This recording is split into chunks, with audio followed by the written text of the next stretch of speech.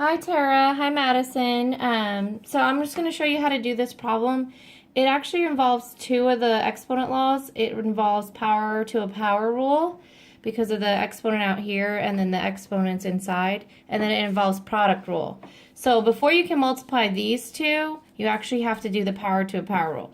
So for now, just go ahead and drop it down like 3 s to the third v to the fifth. And then for this part, you're going to do -2 is actually the coefficient, so it doesn't apply to the exponent laws. So you're just going to do -2 to the third. So -2 to the third is -2 times -2 times -2, which is equal to -8.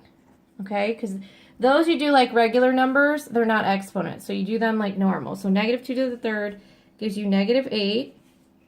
And then s is to the first power, it's invisible. So the 1 and the 3, that's when you do the power to a power. So whenever you have a power raised to another power, you multiply. So 1 times 3 would be 3. So it would be s to the third. And then v to the third would be 3 times 3, and 3 times 3 would be 9. Okay, so you simplify this part first before you can even do anything with the both of them. Okay, so now you're going to do product rule, and you're just going to multiply the coefficients like normal. So you're just going to do 3 times -8. And then 3 times -8 would be -24. And then s to the third times s to the third. Well, whenever you're multiplying with the same base, you really are adding the exponents. That's one of the exponent laws. When you multiply with the same base, you add the exponent. So 3 plus another 3 would give you s to the sixth. And then v to the fifth times v to the ninth would be v to the 14th. Because you add 5 plus 9.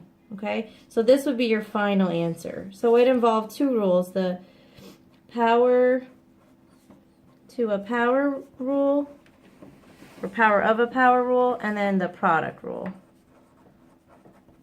Okay, so those were the two rules involved. There's other rules like the quotient rule, which means when you divide, you subtract. And in the YouTube video link I'm going to show you, I go over that rule. And then there's the negative exponent rule, and then there's the zero rule. So there's 5 rules, and sometimes they mix them all together. Like this one has 2. Sometimes you have problems that have 3 rules in one. Sometimes you'll get problems that have all the rules. Sometimes they're just really basic.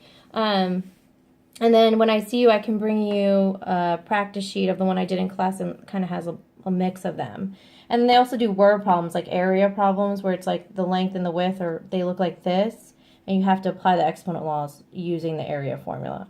So there's all different types. But anyway, let me know if that helped, and if you have any other questions, and I'll send you the YouTube link. That's the foldable I did in class. I can even give you the foldable next time I see you, or cut